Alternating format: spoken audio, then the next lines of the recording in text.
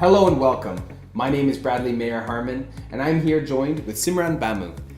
Thank you for joining us, Simran. You're very welcome. So today we want to talk about working together, town unity. Councillor issues have existed in the past that have created roadblocks for a successful running council.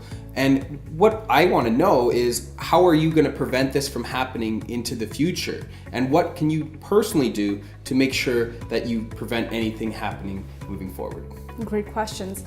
And that is why I feel my interpersonal skills will be very beneficial in this role. I've worked in leadership roles where I've gotten things done by working with people in a professional and concise manner. I have worked with other people successfully as part of teams working towards achieving similar common goals.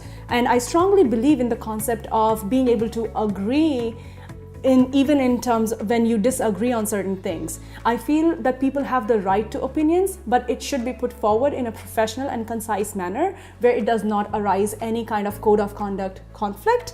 And I'm able to maintain professional behavior even in the face of conflicts. And I think all the qualities will help me in getting past all those roadblocks that we saw in the current council.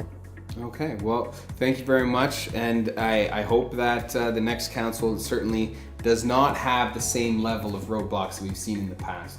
Thank you very much for joining us. Next, we're going to be talking about the town council possibly bringing up debates that have already been discussed in the past and whether or not that's a good thing for the town. Hope you enjoyed watching. See you next time.